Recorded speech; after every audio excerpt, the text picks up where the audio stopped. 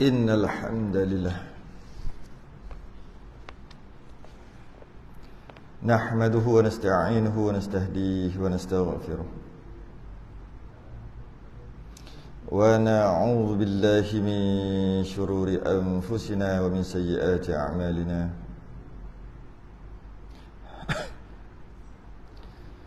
من يهده الله فلا مضل له ومن يضلل فلا هادي له أشهد أن لا إله إلا الله وحده لا شريك له أشهد أن سيدنا محمدا عبده ورسوله اللهم صل وسلم وبارك على سيدنا محمد الفاتح لما أغلق والخاتم لما سبق ناصر الحق بالحق والهدي إلى صراطك المستقيم صلى الله عليه وعلى آله وأصحابه حق قدره ومقداره العظيم اللهم نور بالكتاب بصري وأطلق بلساني واشرح بصدري واستعمل به جسدي بحولك وقوتك فإنه لا حول ولا قوة إلا بك سبحانك لا علم لنا إلا ما علمتنا إنك أنت العليم الحكيم ولا حول ولا قوة إلا بالله العلي العظيم أما بعد Alhamdulillah terafa'kan kesyukuran. Terima kasih kita Allah Ta'ala. Pak, kita sambung kitab Badrut Tamam, menceritakan hal ehwal Nabi, keluarganya dan para sahabatnya. Berhenti kita pada umur Nabi 25 tahun. Setelah duduk bersama Abu Talib dan Abu Talib wafat, kemudian Nabi kerja memelihara kambing, duduk bersama datuk, asalnya dengan datuk. Kemudian kepada Abu Talib, lepas Abu Talib meninggal, pelihara kambing, beli kambing. Dan sambil-sambil itu ada juga pergi berniaga. Keluar untuk berniaga 2 kali. Yang pertama sekali dengan Abu Talib lah, itu kali pertama. Yang kedua keluar dengan bapa saudaranya, Az-Zubair dengan Al-Abbas, anak Abdul Muttalib jugalah, keluar ke negeri Yaman. Itu kali kedua berniaga. Kemudian berhenti sekejap, 2 kali dah keluar,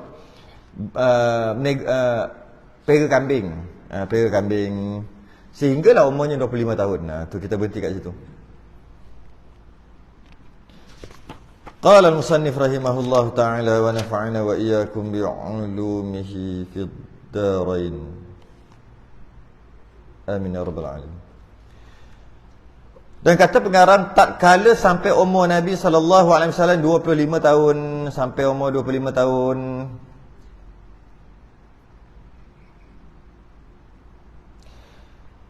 dan padahal ia dalam Mekah, masa tu duduk kat Mekah, umur 25 dah, digelar dia dengan Al-Amin. Orang gelar dia Al-Amin sebab dia sangat amanah orangnya. Kalau orang datang daripada luar, datang nak ke Mekah, ataupun orang yang duduk Mekah nak keluar daripada Mekah, dulu tak ada bank, takkan nak pergi jauh-jauh, nak keluar musafir bawa kan. Kalau dulu, sekarang pun dalam bank. Macam tu juga kalau orang luar datang ke Mekah, kadang-kadang bawa banyak jugalah harta duitnya, dinar dirhamnya. Tak ada bank juga, takkan nak bawa kula kilir. Maka tempat yang simpan bank tu Nabi. Dan kalau berapa yang diberi pada Nabi untuk simpan, bila dia nak ambil balik mesti dah cukup. Mesti cukup. Sehingga kan dipanggil Al-Amin, yang sangat amanah. Padahal pembesar waktu tu Abu Jahal, Abu Lahab ada je. Apa tak letak kat orang? Letak kat orang, licin. Licin lah. Jadi letak kat Nabi. Awal-awal lagi Al-Amin. Sebab tu digelar Al-Amin, sangat amanah dan sangat cerdik dan sangat baik, tak pernah bohong. Ini belum dilantik menjadi Rasul lagi ni. Artinya yang kepercayaan. Maksudnya Al-Amin tu dipercayai, orang yang dipercayai. Semua orang percaya, orang luar dan orang luar Mekah dan dalam Mekah yang kenal Nabi semua percaya. Musafir ia pula kepada Syam. Pada perniagaan bagi Khadijah binti Khuwailid. Sambil duduk pega kambing tu, maka seorang perempuan bernama Khadijah binti Khuwailid, dia ahli perniagaan.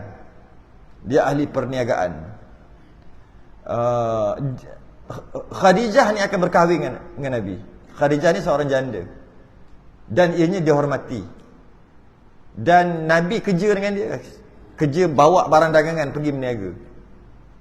Masa tu umur Khadijah 40 tahun. Ada sebut tak 40 tahun kat sini? Dan serta hambanya Maisarah, hamba kepada Khadijah seorang nama Maisarah. Nabi bersama Maisarah ni lah, hamba Khadijah ni pergi berniaga. Dan Maisarah ni dia jadi tukang spy tuan dia, Khadijah. Macam mana Muhammad berniaga? Okey ke tak okey? Dia jujur ke tidak kan? Maisarah ni lah, hamba Maisarah ni. Dia lah jadi spy kepada Khadijah tadi. Sebab Khadijah tak ikut. Dia bos besar, CEO. Bos besar, tak ikut. Jadi dan safar ini perjalanan yang ketiga daripada perjalanan Nabi. Nabi keluar berniaga ni 3 kali. Yang pertama dengan Abu Talib yang jumpa Buhairak tu, suruh balik. Dia kata, dapat kat yang orang Yahudi mati ni kan. Itu pertama. Asalnya Abu Talib tak nak bawa untuk berniaga, tak nak bawa sebab jauh. Nabi sedih bawa muka sedih, dia bawa juga. Akhir sekali mudah perjalanan kita dah bincang sebelum, dah cerita sebelum ni. Yang kedua dengan Az-Zubair dengan Al-Abbas, berniaga masih dah besar, dah remaja. Ni yang ketiga. Yang ketiga dengan keluar sebagai pekerja Khadijah binti Khuwailid. Perjalanan yang ketiga daripada perjalanan Nabi SAW kerana berniaga bagi Khadijah. Masa tu Khadijah umur 40 dan berkahwin ia dengan Sittina Khadijah pada pada ini tahun juga. Maknanya kalau kata awal tahun tu jadi pekerja, akhir tahun jadi suami. Macam tu lah. Lebih kurang. Pada tahun tu juga jadi masa tu Khadijah umur 40. Khadijah ni seorang balu ke janda? Kita panggil balu ke janda? Janda. Tak Dia ada beza balu. Apa beza balu dengan janda? Bahasa Melayu ni. Sama macam mana? Memanglah pastinya dua-dua tak ada suami, itu pasti. Dua-dua tak ada suami tu confirm. Ada beza tau. Ada beza. Orang Melayu dululah, orang sekarang dah sapu je, janji faham tak? Balu tu kematian suami, janda tu diceraikan. Jadi balu ni dengan janda ni sepatutnya balu lagi laku lah pada janda. Macam tu lah sepatutnya. Sebab apa?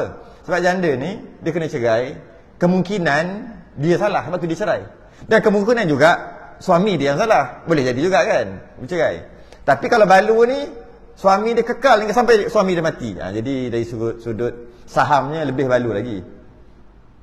Kan yang orang pakai kain tu kan, orang dulu pakai kain apa? Kain batik. Kalau kita pakai kain pelekat kan, kain batik tu kan. Maksud tak?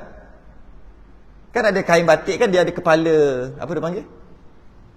Kepala kain. Punca tu kan. Dia lain. Dia patut ada punca. Kadang-kadang dia letak kat belakang. Kadang-kadang benda tu kat depan. Kain pelekat kita pun ada kan. Dia panggil apa? Sambung. Iyalah, kalau orang tu panggil macam kepala kain dia panggil, kepala kain. Istilah je tu, tak kisah. Yang penting dia lain daripada yang lain. Kadang-kadang letak kat depan. Kita kilah tu kita letak depan. Kadang-kadang letak kat belakang. Kadang letak kat tepi. Kalau orang dulu dia ada makna tu. Kalau benda Allah tu, benda kepala kain tu kat luar, kat depan, itu kalau perempuan pakai lah, itu anak dara. Kalau kat belakang, itu bini orang, isteri orang. Kalau kanan, balu. Kalau kiri, janda. Kalau orang dulu tengok kain tu tahu dah, tak ada suami tu. Dah tahu dah. Janda tu, balu dah, tahu dah. Oh, ni anak dara. Ni jangan kacau, bini orang, nak mampus. Macam tu. Tengok kain je. Kita sekarang pakai. Tak pakai. Kalau tengok perempuan apa pakai kain batik tu kan, yang ada kepala tu kan. Kepala kain tu tak kira. Pagi nampak macam anak dara pakai kat depan, malam jadi bini orang, esok jadi janda. Kalau tengok pada kain tu lah. Jadi ada beza, memang ada beza janda dengan balu. Balu ni kematian. Cuma orang sekarang ni tak panggil gitu dah. Dengan maksud tak ada suami. Macam tu lah dia panggil janda pun, itu balu pun tu. Tapi asalnya tidak. Balu ni dia lebih sikit daripada janda dari sudut saham dia tu lah. Orang tua-tua cerita dulu. Jadi bukan janda lah, kita lebih sesuai kata Khadijah ni balu lah. Balu yang dihormati, masa tu umur dia 40 tahun. 40 tahun umur Khadijah waktu tu. Dia kahwin 2 kali. Maksudnya kahwin, kematian, kahwin sekali. Kematian suami, kahwin sekali lagi, kematian suami sekali lagi. Yang kedua tu ya 2 kali lah. Dan dia ada anak laki ada seorang, anak perempuan ada 2 orang. Daripada suami dulu Khadijah ni. Dan suami dia dua-dua kaya. Tu janda kaya mungkin kan. Suami pertama tinggalkan harta banyak untuk dia. Kahwin lagi seorang, kaya juga. Maka jadi memang jutawan lah waktu Khadijah. Maka perniagaan tu, import ekspor sangat berjaya sebab Nabi pandai berniaga. Nabi yang ajar Abdul Rahman bin Auf berniaga. Nabi yang ajar. Dia kan ahli perniagaan yang berjaya. Macam mana dia ajar, Nabi ajar berniaga? Orang kata berniaga cara Nabi. Macam mana? Import ekspor lah ni. Dia cerita import ekspor. Ambil barang daripada tempat dia, apa barang-barang yang ada yang special kat tempat dia, bawa pergi keluar. Dia panggil ekspor up. Ekspor keluar ke tempat lain yang tak ada barang tu. Kalau kita sekarang bawa lori kan, bawa Hilux, bawa lori pergi jual, jangan kacau pasaran, jual harga pasaran, harga biasa, jual. Orang pakat beli pasari, saya beli. Bila dapat modal, lelong, jual murah, separuh harga ke. Sebab apa? Modal dah dapat. Maka kenapa niat jual harga awal tu, jual harga normal, harga biasa, harga pasaran. Niat nak berniaga. Bila dah dapat modal, niat apa? Niat sekali nak sedekah kat orang-orang yang tak ada duit. Jadi orang kaya biasa tak tahan sabar, dia akan beli dulu, jangan risau. Orang miskin tengok tak larat, tak mampu nak beli. Selang seminggu 2 minggu macam tu dah dapat modal, jual lah. Potongan 50%. Masa tu orang miskin mari beli. Niat sedekah sekali, maka bertambah rezeki. Habis dapat dah semua tu, ambil modal, ambil keuntungan tadi tu, beli barang yang kat situ pula. Bawa balik. Masuk lori penuh, bawa balik. Niaga kat kampung sendiri pula. Yang tak ada di situ, bawa balik. Begitu lah. Itu cara Nabi. Nabi jual dulu harga pasaran, dapat modal, separuh harga. Kalau buat macam tu, kalau kita tak, dah dapat modal. Modal dapat. Sekarang untung lah. Sekarang nak cari untung lah sekarang ni. Kalau boleh lagi banyak untung. Jangan turun harga. Kita gitu. Jadi bila kita meniaga gitu, jadi biasalah meniaga kita. Nabi tidak. Dia turunkan harga. Yang pertama dia dah lama, stok lama. Seminggu 2 minggu punya stok. Itu yang pertama. Yang kedua niat untuk sedekah untuk orang-orang susah. Itu cara dia. Maka Khadijah terkejut. Biasa dapat untung double. Ini dapat untung triple. Uish, dia tanya Maisarah. Maisarah tu hamba tu. Dia buat macam mana? Nipu ke? Tak, dia jual, dia jujur. Begini dia buat, gini. Jatuhlah hati, kata Khadijah. Jatuh hati. Maka kahwin tu. Dan berkahwin ia dengan Sittina Khadijah. Siti ni orang yang terhormat lah. Kalau kita orang kan Siti tu Sittina kan. Siti banyak maksud. Antara maksudnya makcik pun Siti juga. Antaranya singkatan daripada Sayyidati. Maksudnya orang yang dihormat lah. Orang yang dihormati lah. Perempuan yang dihormati. Tak depan. Kalau kita sekarang, kita kalau nak panggil orang kan ada pangkat-pangkat lah. Kita panggil sekali dengan Siti. Sebab tu kita sebut Siti Aisyah, Siti Khadijah, Siti Sarah, Siti Hajar, Siti Asyah. Semua Siti. Sedangkan kalau tengok buku sejarah, kitab sejarah, tak ada Siti tu. Orang Melayu kata Siti. Kenapa? Memuliakan perempuan-perempuan dalam agama kita. Perempuan-perempuan yang terhormat dalam agama kita, kita letak Siti. Kita ni siapa? Hanya ada dekat Nusantara aje. Orang Arab tengok, hai, Siti Aisyah. Siapa? Siapa Siti Aisyah? Tak kenal. Memang tak kenal pun. Aisyah. Aisyah tahu isteri Nabi. Dia tak tahu Siti. Siapa Siti? Kita je. Nak beritahu dekatnya kita ni. Untuk nenek kita dulu aja, dekat supaya dekat dengan perempuan-perempuan terhormat dalam agama. Biar dekat. Kita panggil seumpama makcik.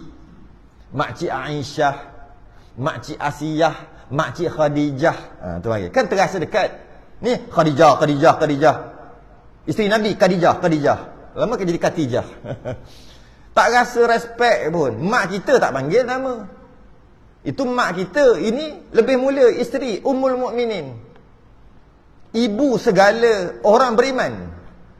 Lagi-lagilah kena respect. Panggillah Siti. Tapi taklah salah panggil nama-nama dia memang Khadijah, panggillah Khadijah. Cuma tengok tu. Dan berkahwin ia dengan Siti Khadijah. Pada ini tahun juga. Apa sikit cerita Khadijah lagi? Sepanjang maknanya Nabi kahwin tu adalah suami yang ketiga. Suami yang ketiga Khadijah. Dan sepanjang perkahwinan dengan Khadijah, Nabi tak kahwin lain. Sampai sampai waktu tu 51 tahun. Umur Nabi 51 tahun. Makna 11 tahun.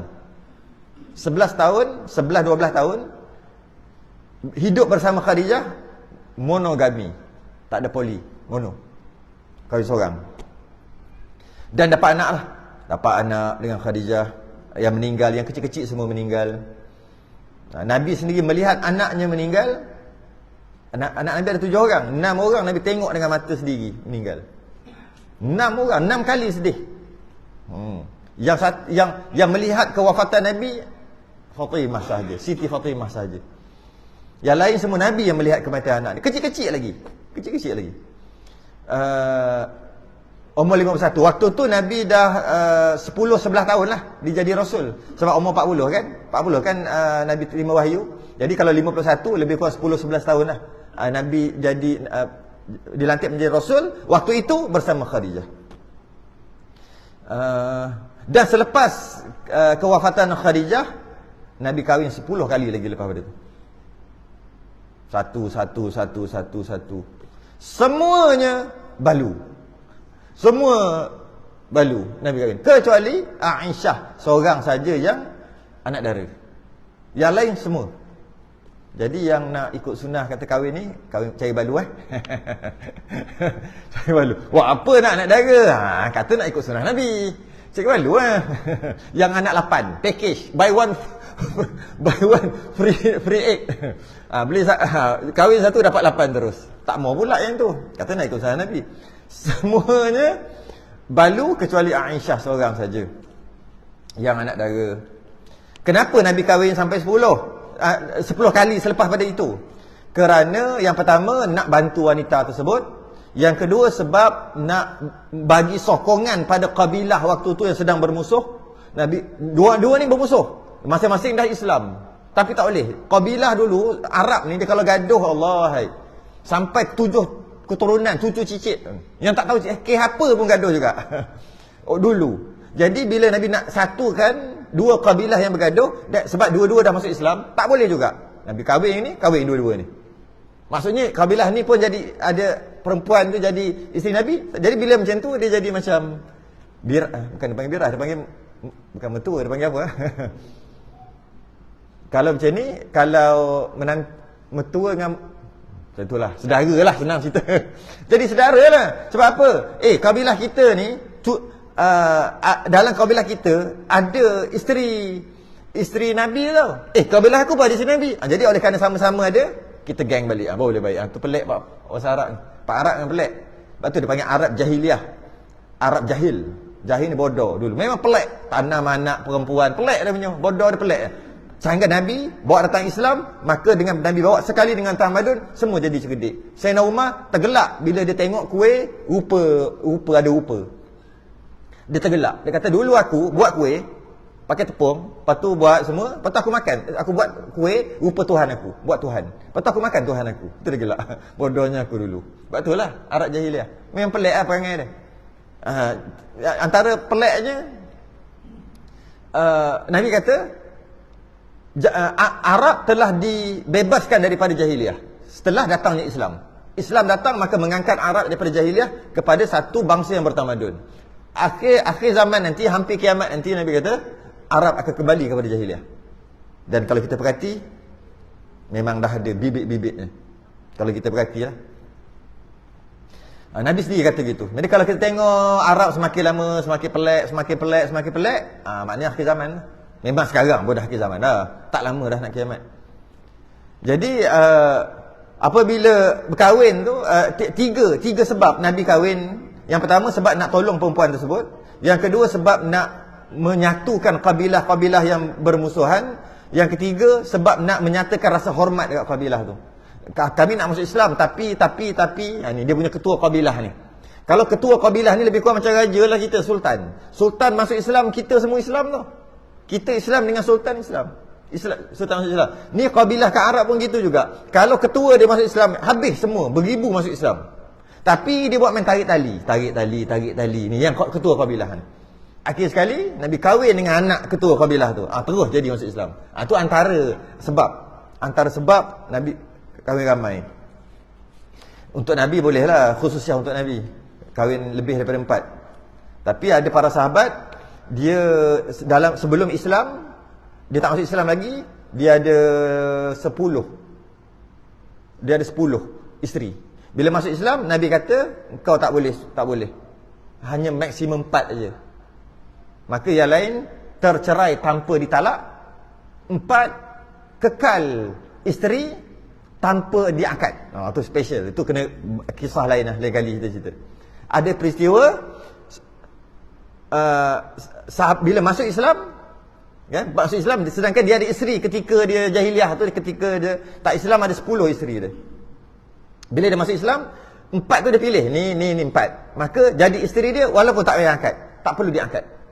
Kerana apabila seorang tu dia berkahwin dalam sebelum Islam dia kahwin, kemudian laki bini ni masuk Islam, automatik pernikahan itu kira sah. Tak perlu kahwin balik. Tak perlu kahwin balik.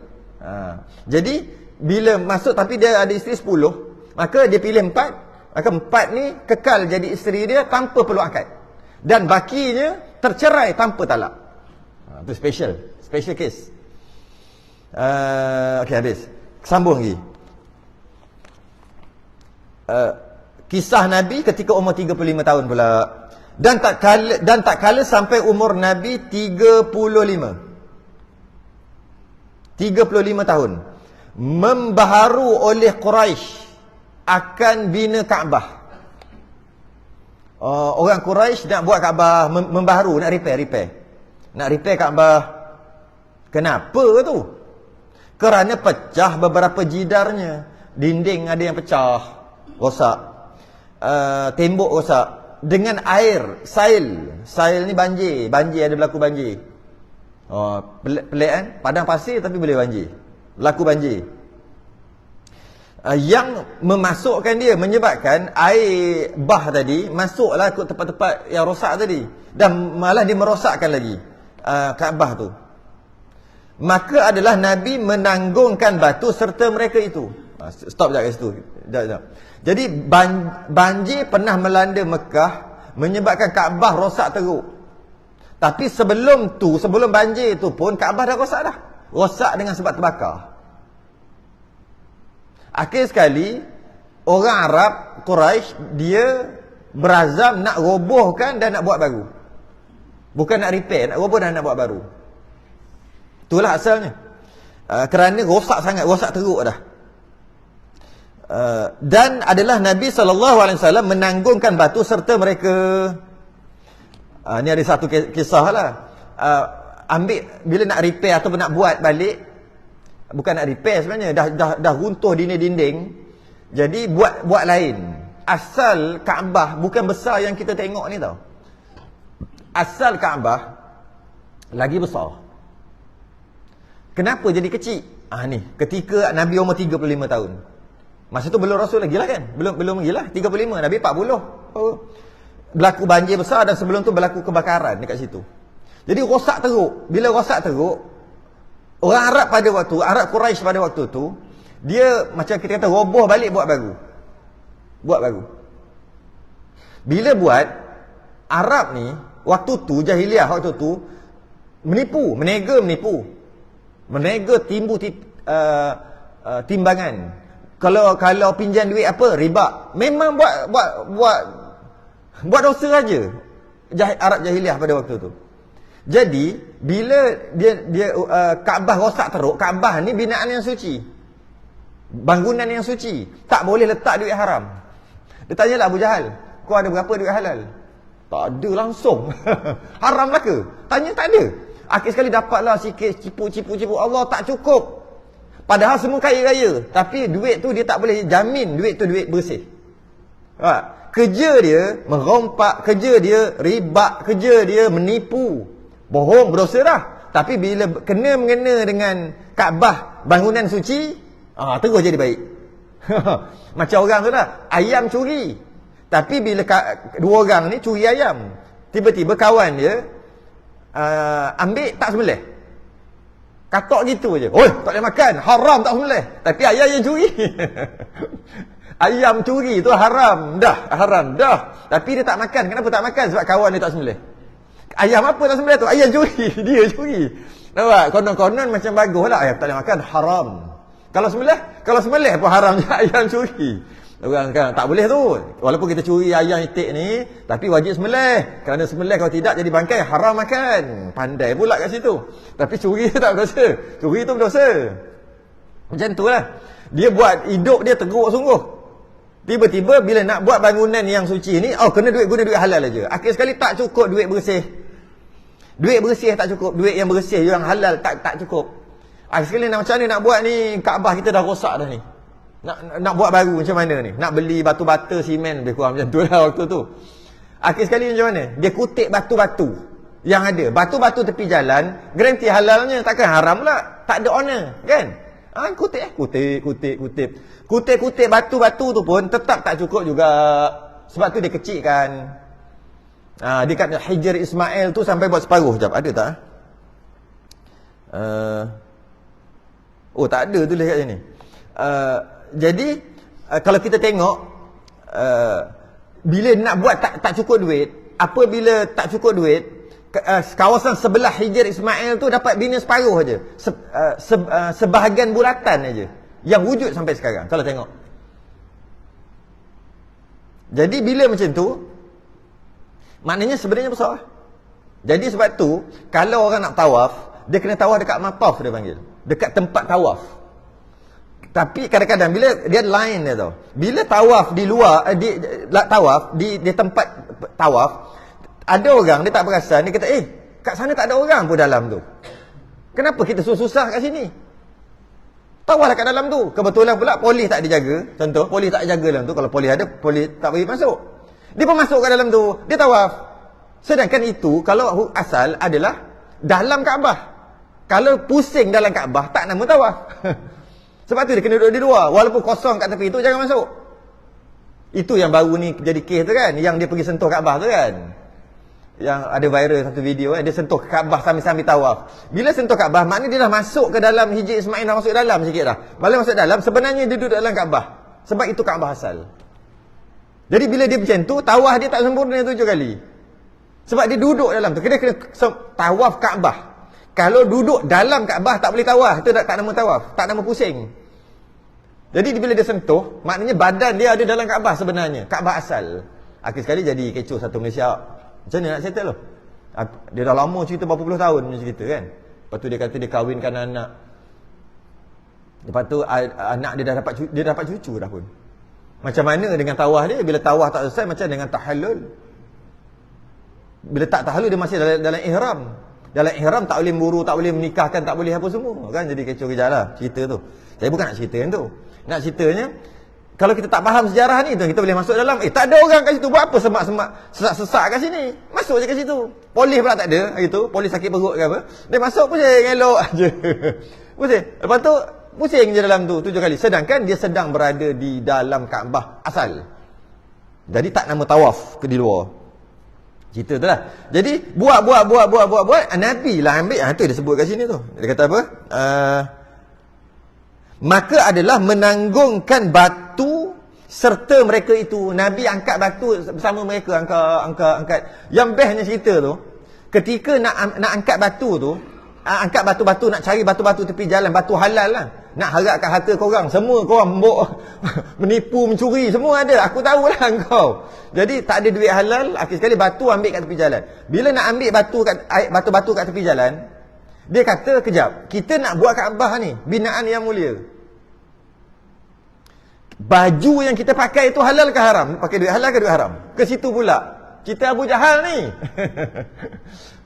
Orang jahat dah ni. Tapi nak buat berkaitan dengan agama, jangan main. Kata, baju yang kau pakai tu halal ke haram? Duit halal ke duit haram? Ke curi? Kalau macam tu, setiap kali kita nak pikul batu, kena telanjang. Pakat-pakat telanjang. Telanjang okey. Engkau, sebab apa?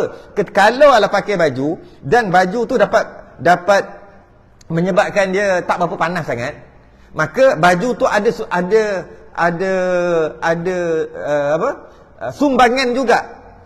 Yang mana baju tu tak tahu halal ke haram, maka telanjang semua. Betul tak Arab jahiliah? Sungguh lah.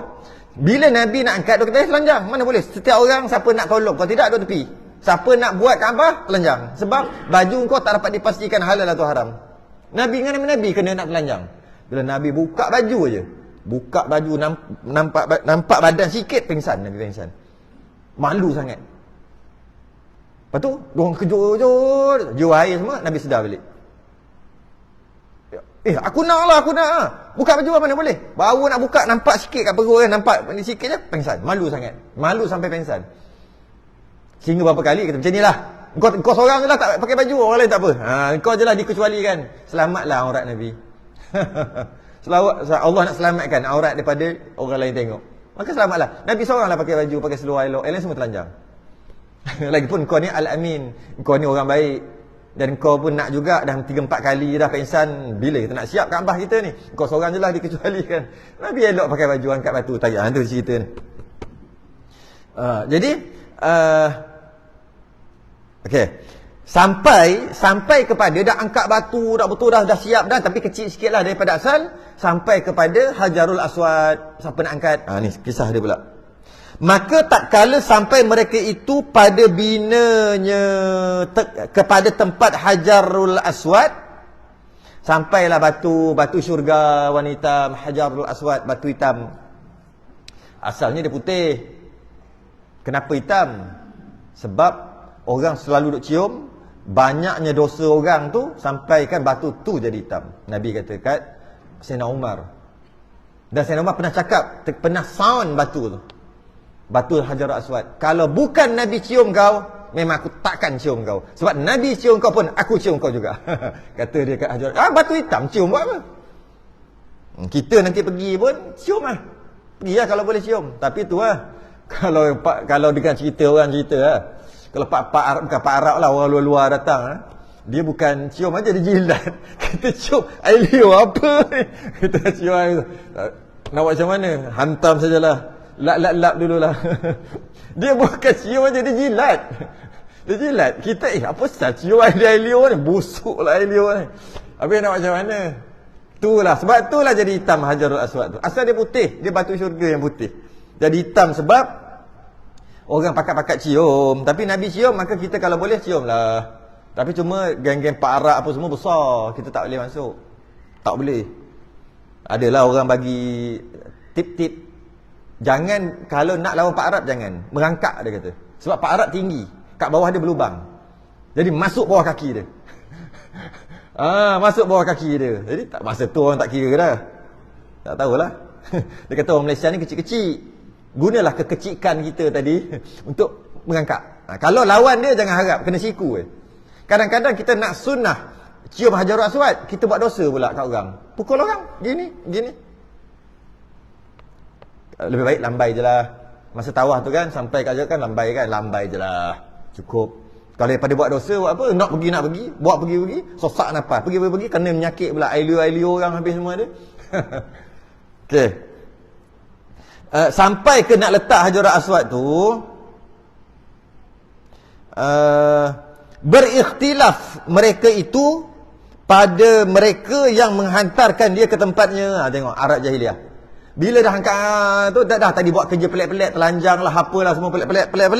Lepas pada tu, bila nak angkat Hajarul Aswad tadi tu, bergaduh pula, ikhtilaf pula. Akulah kabilah aku lebih mulia. Engkau apa? Engkau second class, aku first class. Engkau apa? Engkau third class. Bergaduh pula, ikhtilaf mereka itu ramai-ramai nak letak Hajarul Aswad ni. Maknanya dah siap lah. Kemudian redalah mereka itu dengan hukum Nabi SAW. Maksudnya macam ni. Maksudnya ketika duk bergaduh tu, seorang cakap, wahai kaumku, jangan gaduh, kita lantik hakim, senang. Kita lantik hakim supaya dia yang tentukan siapa yang berhak angkat, letak ke tempatnya. Ni Hajarul Aswad, nak angkat, letak kat tempatnya, baru siap. Tu je. Tu aja. Tapi berebut, Akulah, aku lebih mulia, aku first class, aku second class, dan sebagainya. Kemudian akhir sekali bergaduh sampai 4 hari. 4 hari bergaduh. 4 hari sampai hampir nak perang. Tu kata. Sebab tu Nabi gelarkan Arab Jahiliyah. Bodoh. Kalau bahasa Arab bodoh. Tapi sekarang dah setelah diutuskan Nabi, dia jadi tamadun. Sangat tinggi orang Arab ni, hebat. Dengan datangnya Islam. Asalnya memang buat kerja pelik-pelik gitu. Nak perang sampai 4 hari. Last kali nak perang. Sebab tu je nak perang. Akhir sekali okey, seorang tu kata, jangan gaduh, kita lantik hakim. Lepas tu dia kata, kalau lantik hakim, kalau hakim tu daripada kabilah engkau, geng kau, dia akan pilih engkau. Ini tidak adil. Macam ni lah. Kita tak tahu asal siapa kan. Kita tengok siapa yang masuk ke Masjid Haram tu lah, kat Kaabah tu, siapa yang masuk awal-awal, dia dulu masuk, dialah yang jadi hakim. Siapa yang melangkah masa tu waktu subuh, awal-awal subuh, siapa yang first. Kita tak tahu siapa datang, dan kita tak sempat nak bagi tahu kawan-kawan kita, engkau datang dulu, tak sempat. Sekarang kita berkati, jom tengok siapa masuk. Ditakdirkan Allah Nabi. Lah, dia ni lagi. Dan dia ni orang baik, dia lagi. Dan hari itu masa kita nak buat Kaabah tu, dia lah yang pakai baju seorang je, yang lain telanjang. Dan dia Al-Amin, dia bank kat situ, semua orang percaya kat dia. Dan sekarang ni dia masuk, dia juga. Oh memang, kalau dia aku setuju, kata seorang lagi. Yang ni kata kalau dia aku setuju juga. Semua setuju kalau Nabi yang jadi hakim. Semua setuju. Akhir sekali Nabi boleh je, aku je yang angkat. Nabi angkat, boleh je. Tapi mesti ada yang marah tak? Nabi buat macam ni, letak satu kain, baca ni. Kemudian redalah mereka itu dengan hukum Nabi, maka Nabi hamparkan akan kain yang ditaruhkan Hajarul Aswad. Letak kain serban Nabi, ambil Nabi angkat Hajarul Aswad, letak kat tengah-tengah. Betul? Di dalamnya, dan menyuruh ia akan segala kabilah mengangkatkan dia. Satu bucu tu seorang, satu ketua kabilah angkat satu-satu. Jadi semua kabilah dapat angkat. Cerdik tak? Semua angkat. Semua dapat satu bucu. Dan menghantar ia dengan tangannya yang mulia kepada tempatnya. Angkat lagi. Nabi jadi mando. Angkat lagi, depan sikit. Bawa ke sini. Dah dekat. Okey. Bila dah sampai, Nabi angkat, letak. Puas hati. Semua puas hati. Wah, cerdik Nabi. Semua puas hati. Dan Nabi sendiri jadi orang yang secara automatik jadi orang yang dimuliakan lah. Sebab Nabi sendiri yang letak sebenarnya. Boleh kita kata Nabi yang letak Hajarul Aswad. Boleh kita kata kabilah 4 pun yang letak juga. Dia pegang bucu masing-masing. Jadi semua puas hati. Kata, ini aku setuju. Sebab tu aku setuju. Ini menunjukkan Nabi menyelesaikan masalah mereka dengan Nabi satukan. Jangan sibuk pakat-pakat nak angkat, tak apa, kita angkat ramai-ramai. Jangan gaduh, pakat-pakat angkat bucu kan, sama-sama pakat-pakat angkat. Kat situ dah nampak dah integriti Nabi, dah nampak dah kat situ. Dan waktu tu orang tak petikai dah, Nabi ni benar, Nabi ni memang betul, memang dia amanah, Nabi cerdik, semua waktu tak ada orang petikai. Tapi tu yang peliknya, bila umur 40 nanti Nabi kata aku terima wahyu, semua kata Nabi bohong. Masa tu lah, tu tak masuk lagi tu. Ini baru umur 35 ni, belum 40 lagi. 35. Kemudian, jadi sepatutnya bila Nabi sampaikan Islam, Tak adalah persoalan dah patutnya. Semua percaya. Sebab Nabi tunjuk daripada kecil lagi sikap-sikap yang baik. Tapi mereka tolak juga. Okey. Sambung lagi, habis. Habislah tu umur 35, kisah umur 35. Masuklah umur 40. Masuk umur 40. Dan tatkala hampir masa wahyu. Wahyu tu maksud peristiwa Gua Hira tu lah, yang memang terkenal tu, yang Jibril datang peluk apa semua tu kan. Hampir masa, belum lagi tapi hampir. Masa wahyu dikasih kepadanya akan khalwah.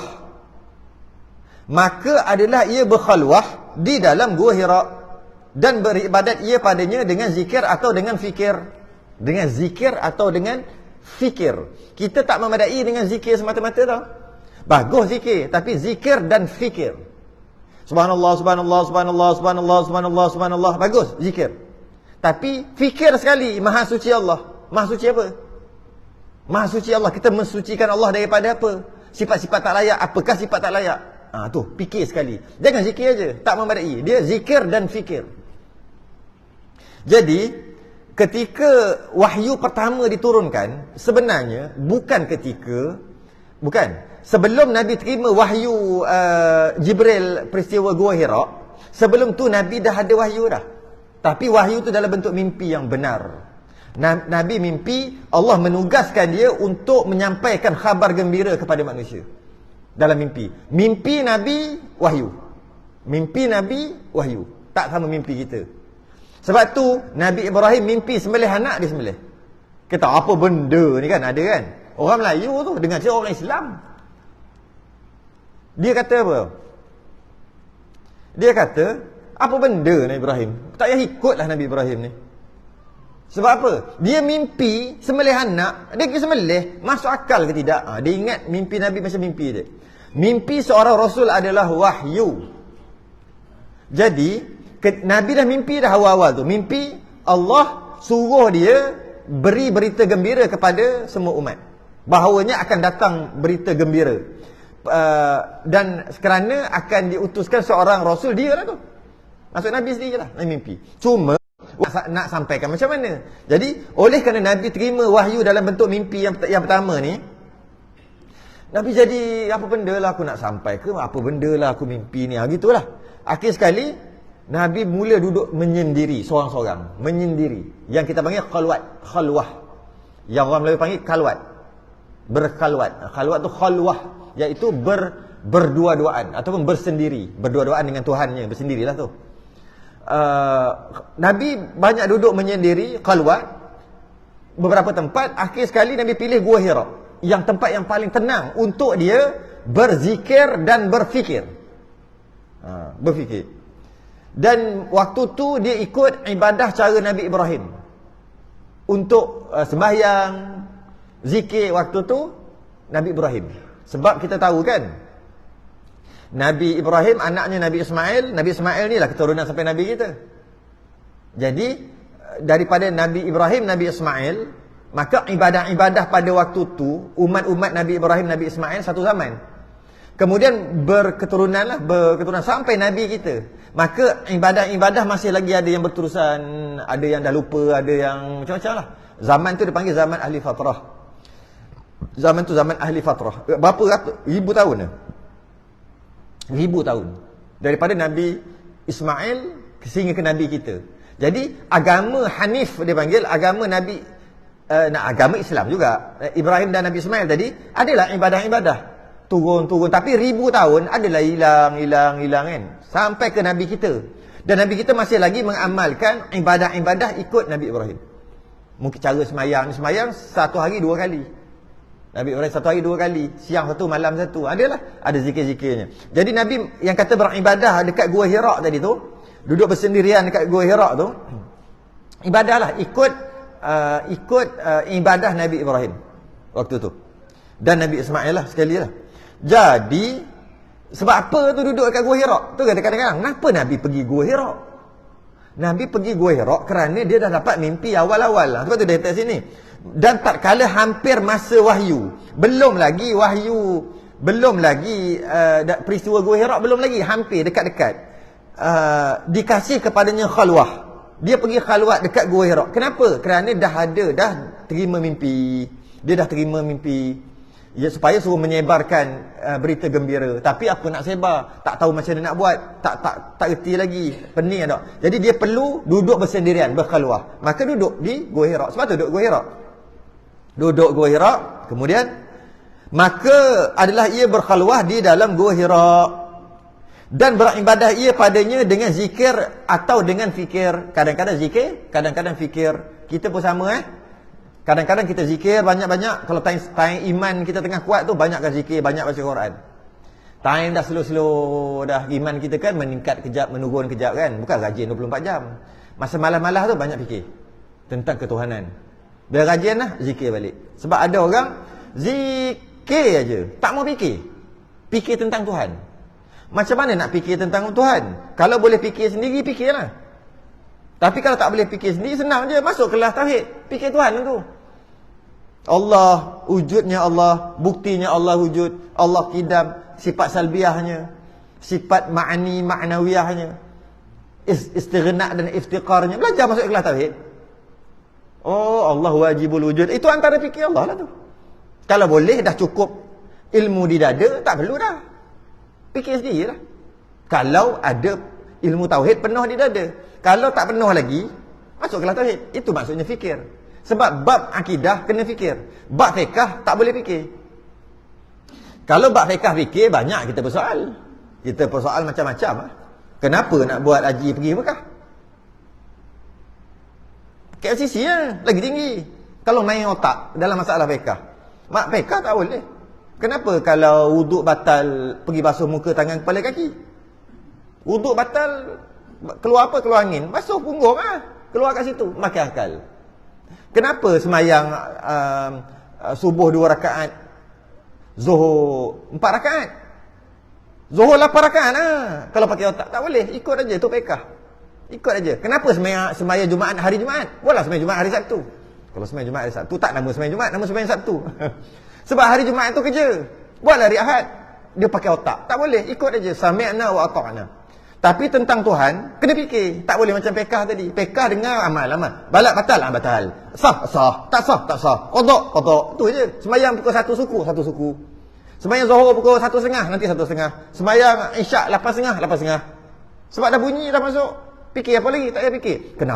Kenapa tak semayang Isyak pukul 11? 11 pukul, baru boleh maghrib tu panjang sikit. Buat apa Isyak panjang-panjang kalau pakai otak? Tak boleh. Amal aja. Tapi kalau Tuhan tak boleh. Allah ada je, tak payah fikir. Tak boleh. Tentang tauhid kena fikir. Apa bukti Allah tu ada? Apa dalilnya Allah itu ada? Fiqh tak ada dalil pun tak apa. Ikut aja. Nak ada dalil pun bagus. Tak ada pun tak apa. Tuhan tak boleh. Tak boleh. Allah itu kuasa, qudrah. Allah ada sifat qudrah. Antara sifat Allah adalah Allah yang bersifat qudrah. Allah tu kuasa. Apa dalilnya, buktinya? Entah orang cakap Allah kuasa, tak sah iman. Kena fikir. Apa bukti dia? Bukti ada alam ini. Bagaimana? Begitu, begini. Itu dalam masalah akidah. Jadi, kalau zikir ni, zikir bagus juga. Tapi jangan lupa fikir. Nabi sendiri zikir dan fikir. Dan kata Syekh Muhyiddin, bahawasanya ibadah dahulu daripada nubuahnya itu adalah ia dengan syariat Nabi Ibrahim. Kata Syekh Muhyiddin, Nabi ibadah sebelum daripada nubuah, sebelum umur 40, sebelum dilantik menjadi Rasul, itu adalah ia dengan syariat Nabi Ibrahim macam sebut tadi. Dan kata qil, ada ulama lain kata lain daripada demikian itu, bukan. Ibadah cara lain. Sebelum Nabi dilantik menjadi Rasul. Dan melihat ia beberapa mimpi yang benar. Nabi ini sebelum peristiwa Gua Hira tu, Nabi mimpi. Mimpi yang benar. Kata qil, masanya 6 bulan. 6 bulan sebelum Jibril mari peluk Nabi. 6 bulan sebelum tu Nabi banyak kali mimpi. Sebab tu dia selalu pergi Gua Hira, nak menenangkan diri. Orang sekarang panggil nak release tension, healing. Dan itulah lebih kurang. Nabi tak. Nabi bukan healing, release tension saja. Nabi pergi zikir dan fikir. Okay. Kisah, ni tak sempat habis kisah ni, panjang. Tapi kita baca lah mana yang sempat. Apa? Tak sempat ni. Kita baca separuh lah cerita ni. Kisah Nabi menerima wahyu yang pertama. Dan tatkala sampai umurnya 40 tahun. Okey, tadi tak 40 lagi, dekat-dekat 40. 6 bulan sebelum 40. Kisah yang mimpi tadi. Yang ini masuk ngam-ngam 40. Dan tatkala sampai umurnya 40 tahun. Dan kata qil, ada pendapat ulama lain, lebih beberapa puluh hari. Hari jadi Nabi yang ke-40 lebih beberapa puluh hari. Memang tak penting bila-bila pun, yang penting 40 lah kan. Pada hari Isnin bagi 17 malam. Maknanya hari Isnin 17 malam. Maksudnya malam yang ke-17 yang lepas daripada bulan Ramadan. Mudah kata 17 Ramadan lah. 17 Ramadan hari Isnin. Dan kata qil lain daripada demikian itu. Ada pendapat kata lain, tapi kita ambil 17 lah. 17 Ramadan Nabi terima wahyu yang pertama, Iqra' tu 17 Ramadan. Sebab tu ingat tak 17 Ramadan kita ada cuti kan? Cuti apa? Nuzul Quran. Itu ada. Nuzul Quran itu. Okay? Datang oleh Jibril dengan nubuwah. Datang Jibril untuk bawa nubuwah, kenabian. Nak bagi nabian, kenabian. Dan ia di dalam gua Bukit Hira. Dalam gua Hira, waktu tu Nabi tengah duduk dalam gua Hira, tengah zikir dan fikir. Maka Jibril datang bawa kenabian. Setengah ulama kata memang kenabian, tapi bukan kerasulan. Nabi tak lantik menjadi rasul lagi. Sebab Nabi dan rasul berbeza. Setiap rasul adalah Nabi. Setiap Nabi bukan rasul. Setiap Nabi tak semestinya rasul. Tapi setiap rasul mesti Nabi. Umum khusus mutlak, istilah dia panggil. Jadi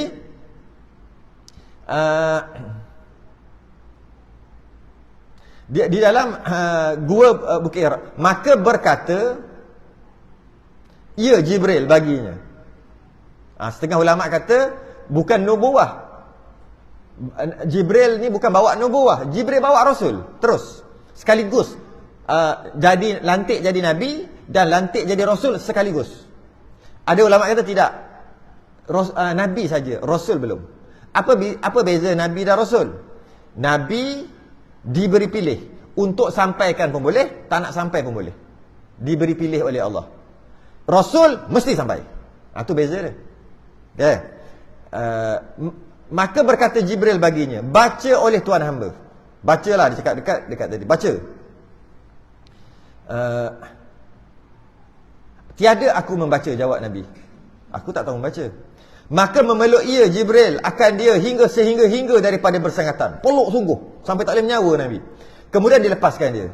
Maka berkata ia Jibril baginya, cakap lagi, baca oleh Tuhan hamba, baca. Iqra'. Maka sahutnya, tiada aku membaca. Maka dipeluknya demikian juga sampai tak menafas. Lepas tu dia lepas balik. Kemudian dilepaskannya. Maka berkata Jibril kali ketiga, baca oleh Tuhan hamba, Iqra'. Maka katanya, tiada aku membaca. Aku tak boleh baca. Maka dipeluknya demikian juga sampai tak menafas. Lepas tu lepas balik. Kemudian dilepaskannya. Maka berkata ia, kata Jibril, Iqra' bismi rabbikal ladzi khalaq. Nabi pun ikut. Ikut. Khalaqal insana min 'alaq. Iqra' wa rabbukal akram. Alladzi 'allama bil qalam. 'allamal insana ma lam ya'lam. Kita cuba fikir sekejap kisah ni. Jibril tahu Nabi tak erti baca. Bukan Jibril tak tahu. Jibril duduk dengan Nabi, takkan tak tahu. Jibril tahu Nabi tak erti baca. Malah nak baca apa? Quran tak turun lagi kan, baru nak turun ni kan, wahyu baru pertama. Kenapa Jibril suruh baca juga, sedangkan dia tahu Nabi tak tahu baca dan nak baca apa? Tapi suruh juga. Biarkan kisah itu. Bila akhir sekali Nabi tak baca-baca juga, Jibril pun jawablah, Jibril pun bantulah. Macam mana? Jibril kata, Iqra' bismi rabbikal ladzi khalaq. Maka Nabi ikut. Jadi kita faham dari kisah ni, yang banyak disalah fahami, dia kata betul tapi salah. Macam mana? Kita ni kena banyakkan membaca jambatan ilmu. Kenapa? Banyakkan baca. Nabi sendiri pun terima wahyu yang pertama suruh baca, Iqra. Sebab tu kita kena banyakkan baca. No. Tidak. Bukan kita menolak kepentingan baca. Baca memang bagus, bacalah. Cuma jangan pakai alasan kita perlu banyak membaca kerana wahyu yang pertama adalah Iqra, suruh baca. Bukan. Bukan maksud Iqra tu baca. Cuma kalau nak kata banyakkan membaca, kerana membaca jambatan ilmu. Dengan membaca kita lebih mantap, lebih banyak ilmu. Okey, tapi jangan kaitkan dengan Iqra. Sebab apa? Sebab apa tak boleh kait? Sebab jawapannya adalah dekat Jibril tu bagi tahu Nabi apa? Okey, kau tak boleh baca kan? Dah 3 kali kena peluk tak boleh baca kan? Tak kerti baca. Mari sini, aku ajar. Macam mana caranya? Berguru. Nabi Jibril kan jadi tok guru dia. Iqra. Baca. Iqra. Jadi maksudnya Iqra adalah suruhan supaya berguru, bukan baca. Sebab tu ramai orang baca lah kali sesat. Tak percaya cubalah baca. Lepas tu faham sendiri. Mana boleh? Malah kita baca Quran, baca terjemahan dia, lepas tu kita faham sendiri, garanti sesat. Boleh kata garanti sesat. Ambil Quran, baca terjemahan dia, lepas tu cuba syarah. Apa Quran tu cakap? Confirm tak sama dengan para ulama cakap. Confirm sesat. Baca Quran takkan sesat. Baca Quran tak sesat. Terjemahan ni takkan sesat. Terjemahan ni tak sesat. Yang sesat kita. Kita baca, ni maksudnya. Sekejap. Siapa cakap? Akulah cakap. Fahaman yang sepatutnya lain, kita faham lain. Sebab tu, dengan membaca, belum tentu boleh jadi cerdik. Dari sudut agama, belum tentu. Tapi membaca menambah maklumat, tidak boleh dinafikan. Membaca menambah maklumat, tidak boleh dinafikan. Tapi untuk bertambah ilmu mesti berguru, tak boleh membaca saja. Membaca cuma top up maklumat aja. Top up aja. Sebab tu ramai orang baca, tak percaya cuba baca. Cuba baca, ambil kitab-kitab Torah, cuba baca. Lepas tu cuba syarah. Confirm sesat. Sebab apa? Nak faham, dia mana boleh dengan baca. Dia dengan berguru. Siapa kat ajar ni? Jibril ajar, Nabi ajar. Nabi ajar apa? Jibril kata baca. Baca. Baca tu bukan maksud baca-baca ni. Iqra. Akhir sekali, okey, tak erti lah. Mari sini, berguru dengan aku. Iqra bismi rabbikal ladzi khalaq. Nabi ikut. Kan ada 2 orang tu. Kita guna kata banyakkan membaca, kerana dengan membaca menyebabkan kita lebih banyak ilmu, kerana malah wahyu yang pertama pun suruh baca. Penyelewengan tu. Penyelewengan tu. Tu bukan maksud Iqra suruh baca, bukan. Kalau lah Iqra ni suruh baca, Jibril pegang dah kitab siap-siap dah. Kepik ni. Iqra, tak peluk. Iqra, tak mau baca. Peluk. Iqra, aku tak kerti. Nah. Read. Baca. Lepas tu Nabi pun baca. Itu baru masuk baca. Tapi ada ke Jibril bagi suruh baca? Tak. Jibril sebut dekat mulut dia sebagai seorang guru. Nabi ikut. Maka itu namanya berguru. Boleh tak? Baca buku teks, lepas tu masuk periksa? Tak ada cikgu. Kalau tidak, tak payahlah cikgu susah-susah nak hantar sampai ke Sarawak, Sabah Sarawak. Sebab apa? Diorang baca buku teks, masuk periksa. Tak boleh kena ada cikgu. Baca kan jabatan ilmu. Baca, boleh. Kalau tak ada baca, ada guru sekalipun. Kalau tak membaca, ada guru sahaja pun boleh dapat ilmu. Tak baca pun, tapi guru ada. Tak ada kitab, tak ada buku, tapi guru ada, boleh dapat ilmu. Buku ada, guru tak ada, tak boleh dapat ilmu. Kalau dapat pun menyeleweng. Tu maksud dia. Allah, tu kata tak sempat habis ni. Baca yang mana sempat je lah sampai ni. Akhir sekali baca Iqra. Maksudnya bacalah wahai Muhammad dengan nama Tuhanmu yang menciptakan segala makhluk. Ia menciptakan manusia dari sebuku darah beku. Bacalah dan dengan nama Tuhanmu yang amat pemurah, yang mengajar manusia melalui pena dan penulisan. Ia mengajarkan manusia apa yang tidak diketahuinya. Kemudian turun Jibril lah, kena berhenti kat situ. Kemudian turun Jibril dengan dia daripada bukit itu kepada bumi. Pula dah Jibril pergi turun ke bawah tadi kat dalam gua Hira turun. Lepas tu dia hentak kaki dia. Jibril hentak kaki. Buat apa ni? Pada episod yang akan datang pada hari dan waktu yang sama. Nanti sambung dah pukul berapa? 45. Tangguh dulu. Kita berhenti dah. Kemudian turun Jibril dengan dia daripada bukit kepada bumi, maka memukul ia akan bumi dengan kaki. Kaki apa ni? Kaki Jibril. Berhenti kat situ. Sedangkan tasbih kafarah dan suratul subhanakallahumma hamdik asyhadu an la ilaha illa anta astaghfiruka wa atubu illa alladziina aamanu wa 'amilus salihati. Assalamualaikum warahmatullahi wabarakatuh.